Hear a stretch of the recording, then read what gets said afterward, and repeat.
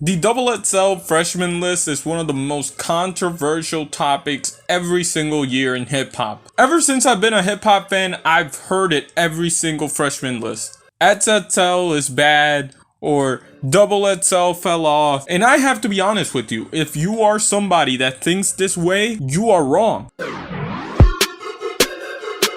Like, I don't know if people realize this, but people were saying XXL sucked when the 2016 list dropped. The XXL list, freshman list of 2016. And I want to know what XXL was thinking.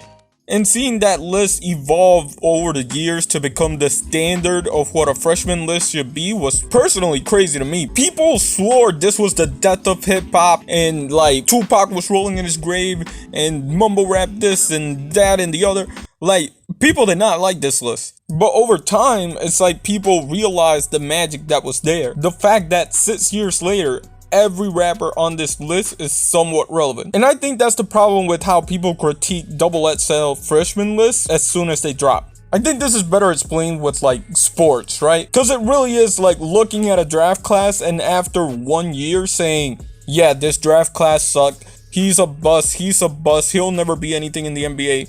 And that's not really how things work. And I guess that brings up a different point. And it's like, how do we judge what is a good pick for the list and what isn't? Like, is it rappers that you like or just the success of a rapper? Like, when you look at the list, and you look at a list like 2009, one of the oldest ones, and the first time they seem to get serious about this freshman thing. You got Kid Cudi, you got B.O.B., and you got Wale. That's it. And that's most lists, by the way. 3 to 5 rappers that you know, and the other ones are kind of questionable rappers. So really, did XXL fall off? I'm gonna look at every list from 2017, the picks that I consider a success, and I'm gonna start with 2017.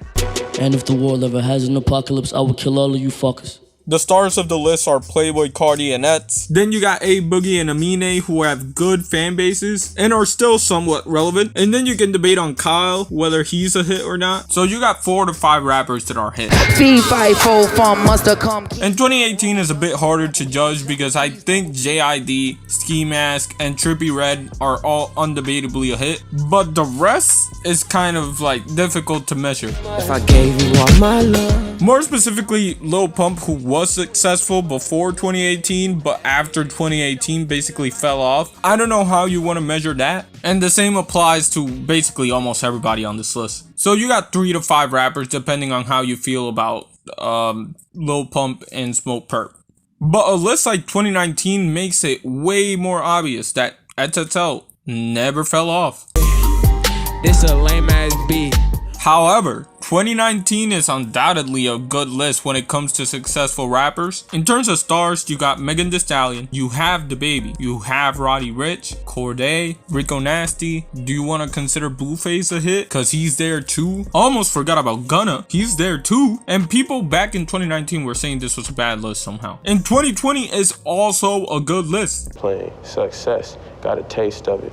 Never was the same. Trademark on that pussy, trademark get my... In terms of stars, you have Lil TJay, who has a big hit to his name, Polo G, Jack Harlow, and Rod Wave. All of them have big hits to their name. I think Lil Keed should be considered as a hit, considering he passed recently, so we'll never get to see his full potential, but I'll give them the benefit of the doubt. People like them a lot. There's also NLE Choppa, who has a solid fan base, and the superstar, in my opinion, Baby Keem, who's my favorite XXL freshman in a long time. He's the future of hip hop for real. I'm not gonna lie. I think 2021 is a bit too early to judge, and same with 2022. But my point is, like, when you really look at it and you break it down, XXL has not fallen off. You can say that this year is an off year, but that's because of music. Music in general has had an off year. This is like my 5th video where I say, like, yeah, 2022 has been a slow year. And you know what?